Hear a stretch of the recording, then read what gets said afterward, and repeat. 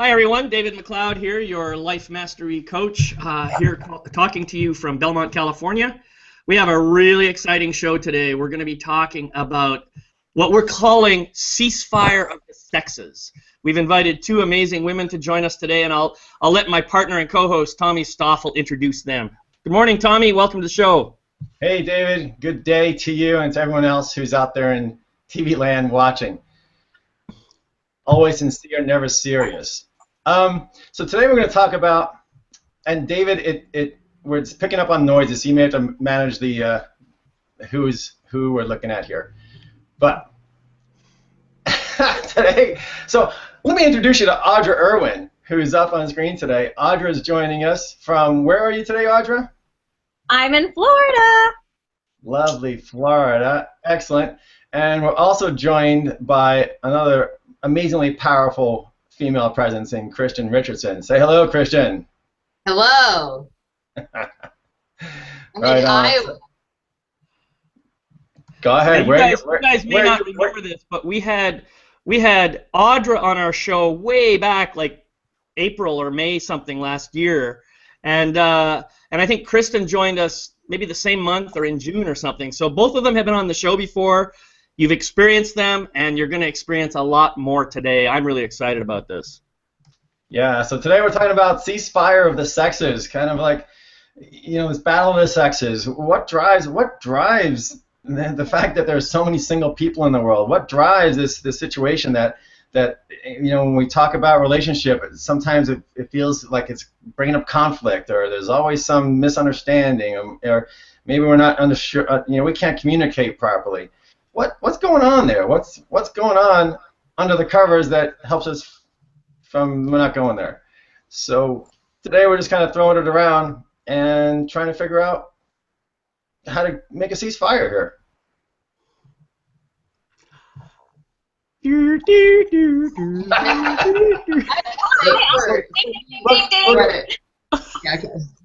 Go ahead, Audra. Well, the big thing that comes up for me is that we don't properly communicate our needs. We don't say what we mean and mean what we say. We beat around the bush, or we have these expectations, or we make assumptions, and it just screws everything up. It leads us to not being authentic, and when we're not authentic, we can't have that level of connection we so desperately crave. So it's about allowing yourself to be vulnerable and speak your truth, and put yourself in that situation to where you have authentic communication and connection. So. Yeah, that's a great point. And as you're saying that, what I'm noticing for me is you're not communicating your needs to me, and I, of course, am failing to fulfill your needs. So you have a judgment about me as being insensitive or incapable of doing my job, or whatever it is that you might imagine, all because of that lack of communication. That's a really good point. How do we fix that? Say what you mean and mean what you say. And I would say a lot of times people have a fear of communicating and being vulnerable. So that's what I support people with, is learning how to do that and looking at what fears come up that keep people from being able to do that.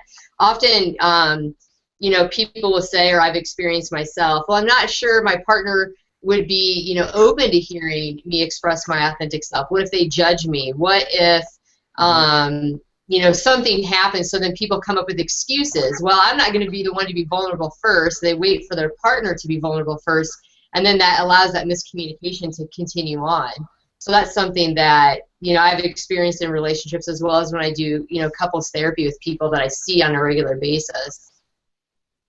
Kristen. Yeah, go ahead, Tommy. Yeah, Kristen, we talked about that fear because that other person's going to judge me. And Audrey, you're talking about being authentic, and two kind of words pop to the surface here. This judgment, right? I'm going to be judged, and also being trusted and true. So I look inside myself and say, okay, what am I doing to be true and to be trusted? Because it comes down to that too. We're communicating and not being judged. We want to be trusted, and we want to establish trust. And to me, that comes back to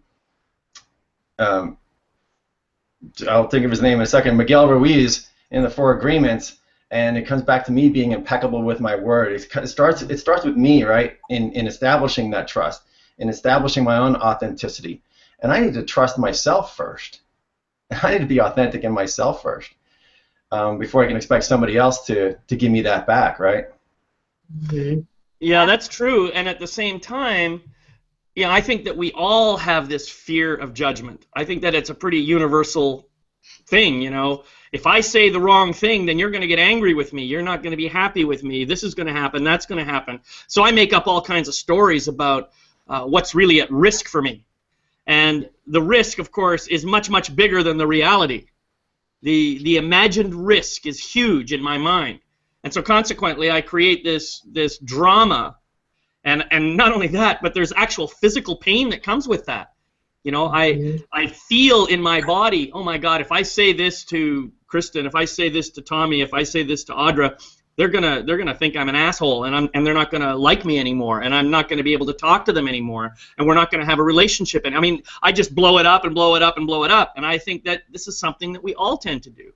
So the real truth is, the question that we can ask ourselves is that true? Yep.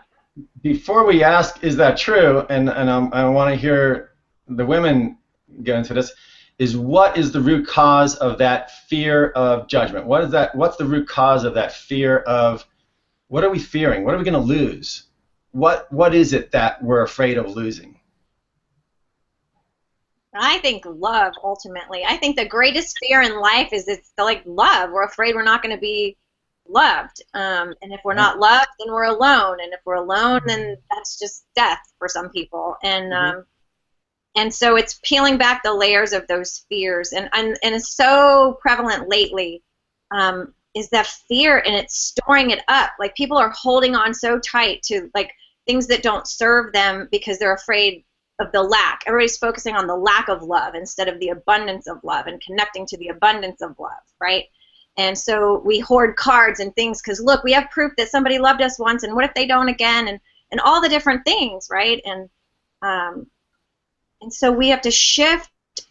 We have to shift collectively and consciously to a place of abundant love. Like, we are divinely from that space of love. That's our true nature, is love. And we only pull away from that by having those references that we stack and carry with us that reinforces lack, instead of collectively seeing all of the limitless love that we have everywhere at our disposal anytime. Yeah, beautifully put. Kristen, anything resonating here? Yes, I know for me in a relationship, you know, with a man, often I'll be tempted to have my focus be on them and what they're doing or not doing, and I'm going to do based on what I think they're doing or not doing. And instead, what I do my best to do is notice that temptation to do that, switch my focus onto myself, and ask myself, well, what am I doing? Am I being loving? Am I being the partner, you know, that I want to be? Would I want to be in a relationship with me? And I do my best to behave and communicate authentically when I'm able to do that. And then the moments when I'm not able to communicate authentically, and I'm maybe judging or blaming or coming from my own pain and putting that energy towards my partner, I notice it as quickly as possible. And I come back to my partner and I share with them that I noticed I did that. So I'm communicating that I noticed what I'm learning about myself and that I'm continuing to work on it.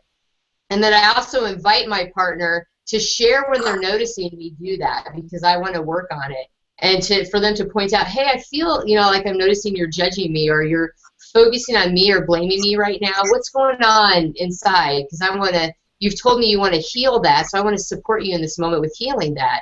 And I may or may not be open in the moment to that. I might say, no, it really is you.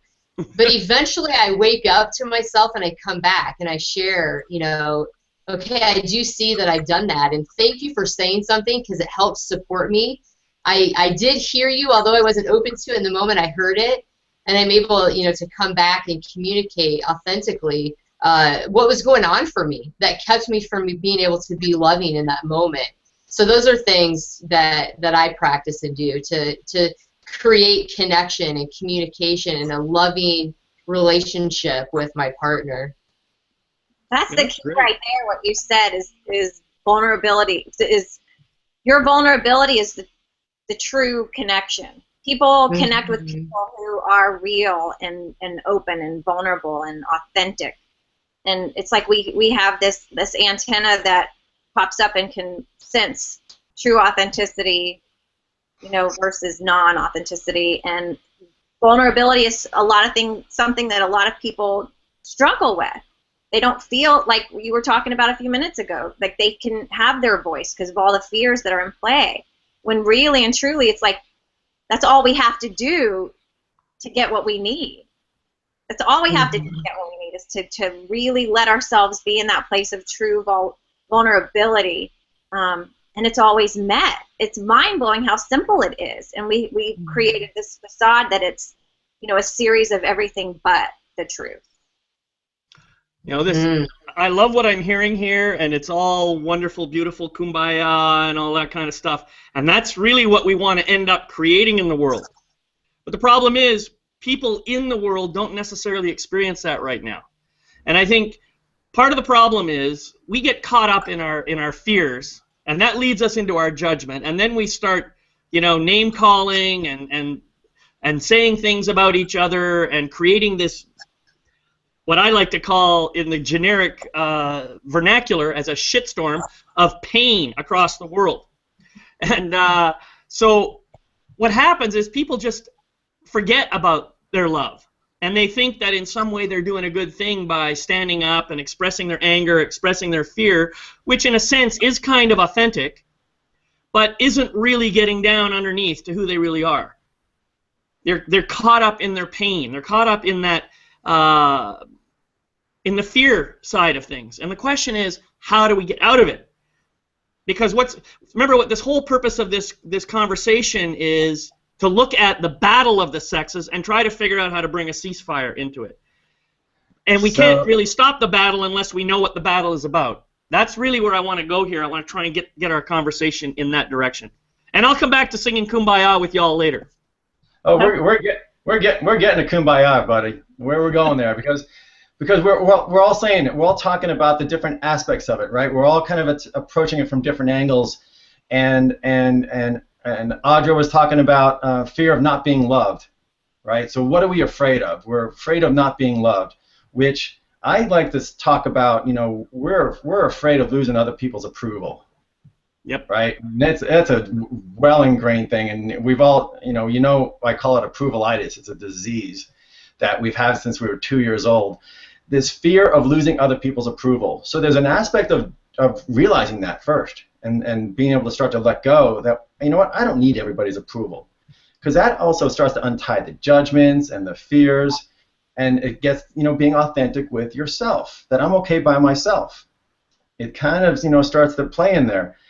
Then, Audra, you brilliantly kind of turned it into that, and I wrote down, love is free, right? We need to get to a place where we're giving. And Kristen, you brought this in too, that I look at what I can bring to a relationship, not what's in it for me. No, it's not what's in it for me. As long as you're in a what's in it for me, competitive, rat racy mindset, you're never going to have a nice relationship. Mm-hmm. You got to turn that around to what's in it for what's in it for us, and eventually what's in it for the other person, right? Mm-hmm. So you guys are all saying it, and I'm just kind of writing notes here. I'm like, oh, that's brilliant. Oh, that's wonderful. We as human beings have the ability to actually make love, right? And I'm going to say that as a joke, and I'm going to say that as a higher spiritual truth. That by the way we think and by the way we feel, we actually create loving energy as a choice. And when we learn to do that, relationships are going to clear up everywhere. Well, can I add to that? There's a layer beneath the whole approval thing, and I totally agree with you. It is about earning. It's about getting approval, approval, right? Approval, yes. Acceptance, and the layer under that is because if I have approval and acceptance, then I'm loved, right? So the layer underneath of that is really ultimately to be loved, right? And it's from the mindset of having to earn approval or acceptance, and all of that is having to earn love. and love does not need to be earned. It just needs to be embraced. So that's yeah, and an interesting thing is, I agree with that. You don't have to earn love because you are love. You already are love. That's the basic essence of every being on the planet. And throughout the universe, I think, is love. Love is the energy. Love is consciousness. Love is freedom. Love is all that stuff. But I don't think it serves us to deny the existence of other energies either. You know, who says that anger is only a negative energy? Who says that fear is a negative energy? I mean, these are energies that serve us in some way. So maybe they are actually motivated at a deeper level by love. That's what I like to think personally, but you know, not everybody agrees with me. No, you're right. You're right. Every emotion serves, or we wouldn't have it. And I think the emotion is the beauty in life. I mean, that's what makes us alive, is to have that range of emotion. Yeah. And that range of emotion is always the catalyst to bring us back to the truth of love. I mean, that's why we're here. We're having a human experience, and it's all encompassing of all of those emotions.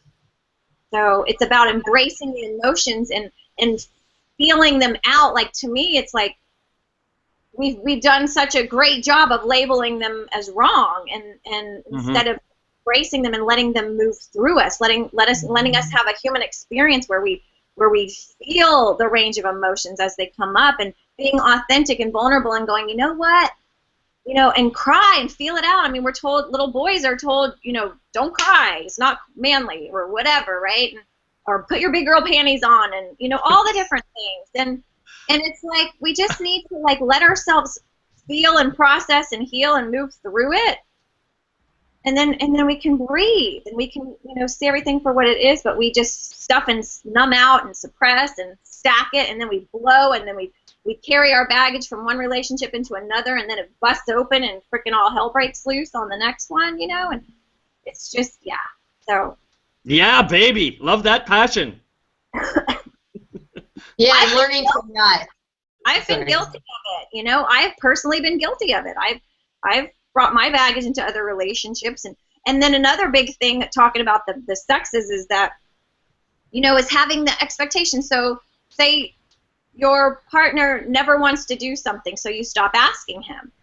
Well, you stop asking because you never wants to do that, but you've already pre-framed the situation that he's not going to, and you're reinforcing your own disappointment. And sometimes it's not even true.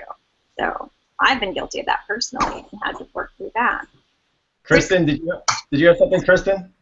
I was just going to say another thing that can be helpful that I practice, do my best with, is when my partner is in one of those emotions, to not take it personal. So then I'm doing my best to support my partner rather than taking it as a personal attack, or noticing when I want to take it personal and then have my own reaction, which creates that distance and miscommunication. But to just say, oh, you know, my partner is having this emotion, and what can I do to support him, rather than judge him for it, take it personal, have my own reaction, and then it just creates that, you know, division rather than connection. So that's another thing that I do my best to practice that I find is really helpful, is to not judge him for his emotions that he's bringing into the relationship. But it's so hard, because there's that part of me that wants to take it personal, judge him, try to change him, fix it, all the things that usually don't work at all. And so just, you know, not taking it personal, I feel, is a helpful thing to do, which I believe is also one of the 4 agreements. Yes. Yeah. Actually, that's a really good point. I mean, I think the biggest secret to a successful relationship can be summed up in one word, and that is listen. Mm-hmm. Yeah. When my partner gets upset, even if it's all directed at me, it isn't about me. It's about, well, it's about him or it's about her, depending on who I'm having this issue with. And if I can just stay grounded and stay present and say something along the lines of, wow, I hear that you're really upset about this. Tell me more about it. The moment I do that and start listening, the upset starts to diminish. Mm-hmm. That's a magic pill that anybody can do. If I say, oh, shut up, you're yelling at me again. Well, that doesn't help at all. You know, that's just getting that person more amped up, more upset, because I'm not listening, and I'm becoming oppositional. So I think that the biggest secret, if I can just stay grounded, if I can just listen, if I can say, so it sounds like you're upset about this. It sounds like you believe that I'm a total dickhead. I hear you. It sounds like, and I'm hearing, and just reflecting. After a while, it just diminishes. Now, when the person is done, I can simply say, is that it, or do you have any more you want to say to me? And if he or she says, no, I'm done, I now can have the right to say, would you like a response? David, you hit hold it at that, and even be okay with a no at this point. I've done my job, and that person's going to come around later and, you know, own all the crap and maybe apologize or whatever. The whole thing will create connection, and that's what we're talking about here: is creating love, creating connection. David, you hit it, and this is from a guy's perspective. So we're talking from a guy's viewpoint, and that is one of the keystone lessons I ever learned was how to listen. And to tie in what Kristen was saying too, of listening to the other person, not taking things personally, right? There's a lot of power and strength in that. Not trying to fix it and not trying to change what's going on too. So I often start, you know, if my partner starts speaking and I'm hearing, you know, that's going to be a something that we need to address, I actually sometimes ask, is this something you just want me to, and then maybe it's not about us, maybe it's just about life, that there's some stuff that they need to get off their chest. I'll sometimes just ask, I know I'm going into listen mode, I click that switch, and I also may ask up front, is this something you just want me to listen to, or is this something you want some help with? And sometimes it's just listening. That's enough. So the listening is so key. And to have the presence and the calm inside, and not take it personally, Kristen, right? And just be that listener. You know, that's that connection we talk about often. Yeah. And sometimes I'm not going to be very good at it. Sometimes I'm going to become defensive. Sometimes I'm going to find myself escalating the situation and reacting and so forth. And I think the big key there is one of us has to stop it by listening. So hopefully one of the partnership can just take a breath, say, okay, we need a break or whatever, and then end the conversation at that point. And the other thing is not to beat ourselves up for how we react. You know, as Audra said, we have to be accepting of ourselves. So that's what I think. Well, and you said something really key, Tommy, and that's presence. For a woman, it's the greatest gift that a man can give is his presence, like his true, authentic presence. That presence of listening and hearing and supporting and standing in that strength and that masculinity. For me, there's nothing greater. It allows me to be safe and to feel safe and own myself and my vulnerability and all of that when those range of emotions come up. It's the greatest thing. Yeah, thank you. Because as women, I think we are more emotional. I think that is a truth, that those emotions are more deep and intense in us at times, of just all those things that we can find ourselves doing as women. I find that men do have more of an ability, I think, to be present, you know, innately, and that women are just, you know, more emotional. Yeah, I think that's absolutely true. I think that, you know, we have two genders per se. I'm probably offending somebody by saying maybe there's a third gender that I don't know about, but generally speaking, you know, this is the way we see things. We got men and we got women, and then we have masculine energy and feminine energy, and we assume all the masculine energy is with the men and all the feminine energy is with the women. Well, that's clearly not true. I mean, there are women who can really embody the masculine and men who can really embody the feminine, and vice versa. So I think we are a beautiful, amazing mix of masculine and feminine energies embodying those four archetypal energies that I call the lover, the warrior, the magician, and the sovereign. And if we bring all of those into play, then we actually have a spherical structure that kind of represents our essence. So, yeah, awesome stuff. Yeah, we have to embrace all sides of us. We, male and female, we have both masculine and feminine energies, and it's how to be in flow where you synergistically flow from the proper energy. You know, sometimes a woman, you know, steps into her masculine when she's like a mama cub fighting for her kid, you know, or whatever, in the workforce, whatever. But it's about that alignment of the two, so that you're not emasculating our men, and we're not, you know, those sort of things, because that's kind of where we've kind of got off as well. I think the whole pendulum swing with the, you know, the women and lib and all that's great and wonderful, but everything takes an extreme and then it finds its center of gravity and comes back to balance. And I think that's where we're at right now. I think everything is, the male and the masculine and feminine is coming back into that true balance and harmony, and it's beautiful to see the surge of that. And I think the whole,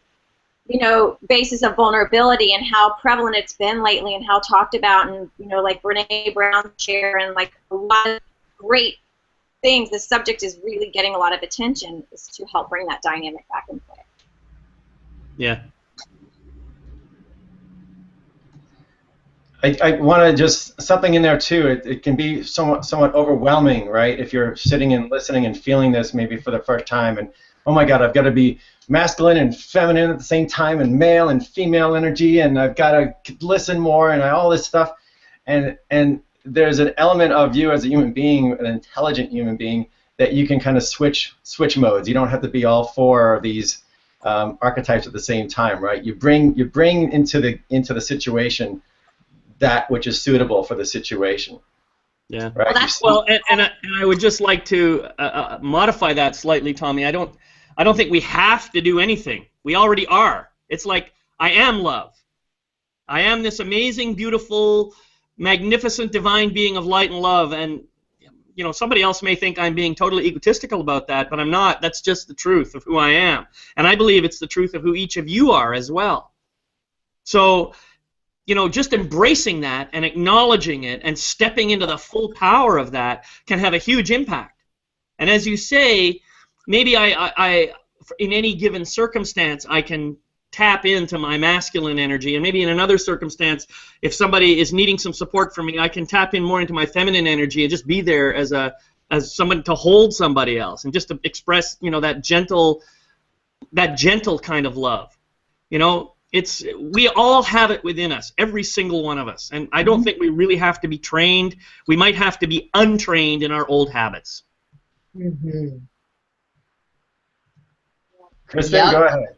Yeah, I would say, yeah, to be untrained, because I know for me, I can find myself behaving in ways I don't want to behave like that, but it's, you know, my dad coming out in me, or these ways that I've been trained that I know, but I can do better than that. You know, I love it when Oprah and Maya Angelou say, you know, when I learn better, I do better, because I can do better than what I was trained to be like, or how, you know, I tend to find myself being at times that I'm like, wait a minute, I can do better than that. And to not judge myself like you were saying, David, but to just keep trying to do my best, to be gentle with myself and do my best and untrain and reprogram my brain to come from love rather than fear. Yeah. Goes back to Miguel Ruiz again, too. He calls it conditioning, right? We're conditioned. And so that's what we do. And that's why we're having this conversation, to kind of expose some of those conditionings, to expose some of those, I sometimes call them viruses, that are planted in our mind. And just to bring them up to the surface so we can address them. You know, that's bringing up fears to the surface so we can face them. And it's a practice. It's an ongoing practice, right? Yeah, feel something that feels uncomfortable. You're like, uh-oh, what's going on in here? Is that a fear? Is that whatever it is? It's not pure love. It's not the love that I want to radiate. So bring it up, face it, address it. Whether you're, you know, engaged with, you know, a person of your own sex, engaged with somebody of opposite sex, engaged with yourself, It's just the common practice of what we're talking about here. Life Matters TV, right? Yeah. Well, and you talked about the idea of making love in the sense of creating a loving space in the world, and I think that's something that we all have the power to do. But there's also the notion of making love in a sexual context as well, and that is something that I've noticed in society. This seems to be common even today, and I thought we were kind of over it by now. But if a young man has sex with a lot of women, he's a stud. If a young woman has sex with a lot of men, she's a slut. And that really bugs me that we have that double standard in our world. And I really want to just see us completely eliminate that and just notice that these are two sets of people finding a way of expressing themselves in a whatever way suits them. They're experimenting, they're learning about who they are, they're growing into their sexuality, they're growing into their humanity, they're growing into their spirituality. And why on earth do we have to judge it? That's what I like to know. And I want to stop that.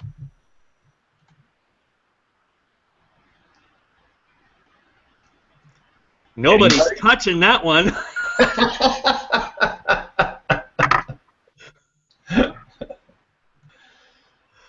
Everybody's got a great smile on their face.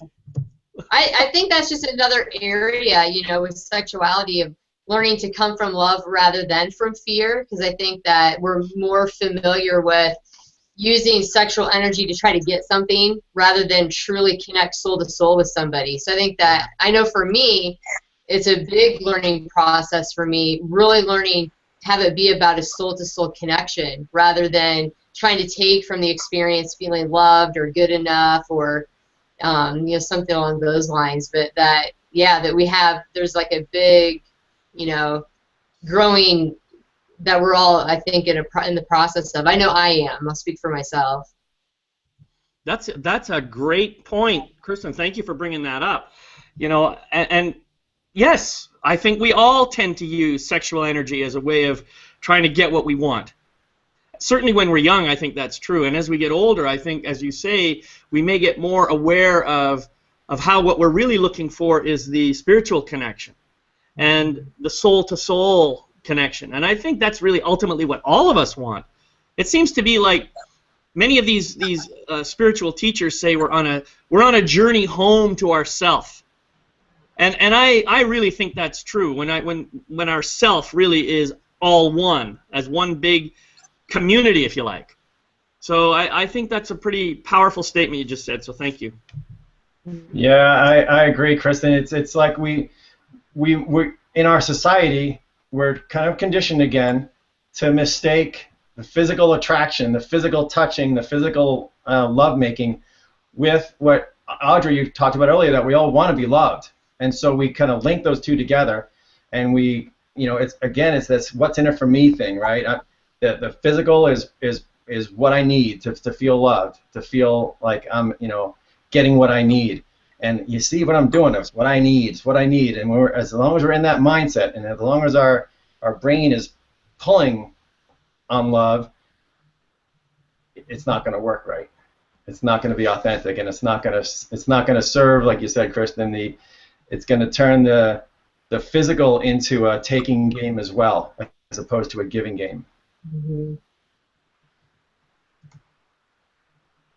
So David, yeah, you threw out a beautiful bomb there, and there was silence because my head was exploding and all. I'm like, okay, how to talk about this one? There were so many different ideas popped in and feelings popped in, that because in this country where it's such a screwed up society, right? We're teased with it all the time. Every ad you see, there's sex everywhere, advertised everywhere. So we're teased with it from such a young age when we're going through that puberty, and the energy's bubbling up in us, and it's all around us. Yet if you go try to do something about it, you're ashamed, you're shunned, it's like a bag over your head. It's bad, it's taboo, it's so, oh my gosh, how mixed up are we sending, the signals to ourselves? Yeah. Right?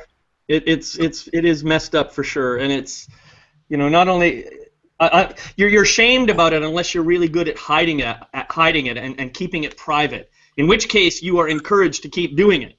You know, it's a very, very twisted and messed up message, I think. So we have a hard time navigating through our world when we are given mixed messages, and yet our heart really does know how to lead us. If we can stop listening to this and start listening to this, if we can all do that, it would make a huge difference.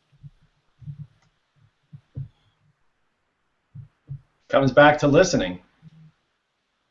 To yourself first and foremost. Yes. Right? Yes. Say that again, Audra. I said to yourself first and foremost. Listening to yourself, connecting to yourself, your truth, and letting that navigate you, and honoring that. And when you honor that truth, then you naturally do the things that are going to serve you in the highest way. That's true. Yep. Kristen, you were going to say something? No, I just was saying that, yeah, that's powerful. That is the truth. Mm-hmm. And what are we doing on time, man? So I mean, we can get into a whole discussion on how, what does it mean to listen to yourself? What does it mean to love yourself? And David, you nailed it on the head, pun intended, because it's the head, right? It's all what's going on up here that prevents us from listening to the truth of, as we phrase it, our hearts. And I'm going to plug. That's what I do. I teach people how to relax and calm the noise in their head so they can better hear their heart. Calm down the din. Turn the volume down up there so you can hear your heart and pay attention to it.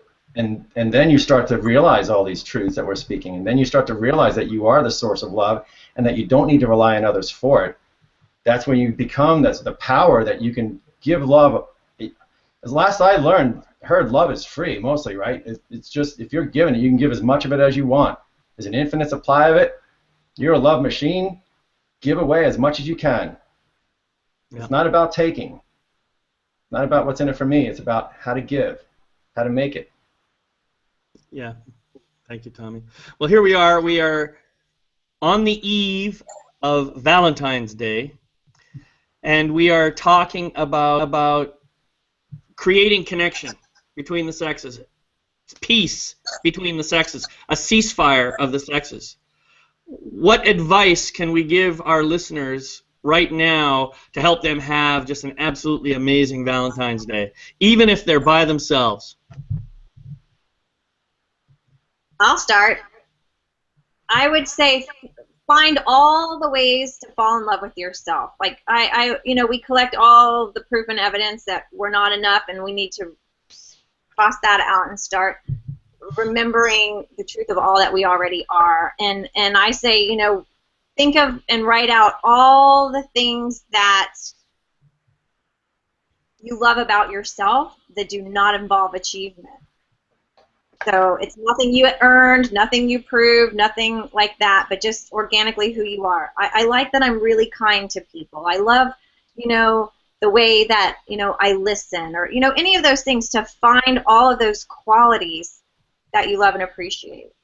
And embrace and celebrate. We don't do enough of that. We don't honor and love ourselves enough and celebrate all that we already are, because we're so humanly wired to see what we're not. And so that would be my tip and advice for this Valentine. Yeah, that's a really awesome suggestion, Audra. And I would add to that, just not only become aware of them, write them down. Write them down and celebrate them. I mean, these are beautiful aspects of yourself. Honor yourself for having them. So I love that. So thank you, Audra. Kristen, all right. What do you like to offer? Oh, Tommy, sorry. Go ahead. Kristen, go. Okay. Focusing on what, for the person to focus on what they're grateful for, whether it is a partnership, something in their life, or, if they don't have a partner to celebrate Valentine's Day with, to just shift the focus to what they're grateful for rather than what is missing or they feel is lacking, to just shift the energy to a loving perspective on life. Nice. Tommy, what do you got? Oh, I got your ear. That's because I'm typing in these beautiful answers, beautiful suggestions. Thanks, Kristen. You know, I'm about writing lists, and this is one that was so critical. Is write a list of the expectations that you have of a partner, whether you have a partner or whether you don't. Write a list of all these expectations, because you don't know what's going on that causes all these judgments and all these expectations and all these things about, oh, that person's not living up to my expectations. And whether they're in your life or not. If they're not in your life, you're pushing them away with those expectations. If they are in your life, you're pushing them away with those expectations. So write down this list of all the things you think are coming in a perfect package, and then burn the fucking list. Because all you're doing is hurting yourself. You're creating a barrier. You know, we make these lists out of all this stuff we've seen, from movies to ads on TV to body sizes and shapes and intelligence levels and colors of hair and colors of eyes, and oh my freaking God, it's nutty. And we have these lists in our head, and they would go around, and no wonder why we can't be in a relationship with people. Who's going to meet up with a list like that? It's always changing every freaking day. Yeah. It's ridiculousness. Write the list, get it out of your head, burn it. Yeah, I like that. Burning is a powerful process. It kind of it purges something. It takes the energy that you've pulled out of your body and just kind of gives it the freedom to be recycled into some new form that hopefully can serve the world rather than bring it down. So I really like that analogy, that metaphor that you created. So thank you for that, Tommy. For me, in addition to what Tommy was saying, I think what I would add to that is judgments. What are the judgments that you have about yourself or about people of the other gender, shall we say? What judgments do you have about women, for example, if you're a man? What judgments do you have about how they show up? Give yourself permission to write those all down. Some of them might be true, but most of them are probably not true. And I would invite you to just kind of check in with yourself and notice, where do those judgments come? And now you can see how some of your expectations might have come into play, as Tommy was talking about. Once you've got it out of your head, again, find a way of releasing them. Burning is a good one. Meanwhile, love yourself. And I think this is a loving act when you do this kinds of things. And David, I'm going to cap it off with one more that we all talked about in the middle of the show and resonated with. Learn to listen. Learn to listen with an open heart, an open mind. Listen, listen, listen. Yeah. Well, I want to thank you, Audra, for joining us today. Thank you for being here. And I'm looking forward to connecting with you again. Thanks for having me on, you guys. I really appreciate what you're doing. Yeah, thank you. And Kristen, it was awesome to see you again. It's been too long. Hopefully we can create a panel like this again for a different topic sometime in the future. But thanks for joining us. Thank you. It was really fun. Yeah. And Tommy, so what do we got going next week?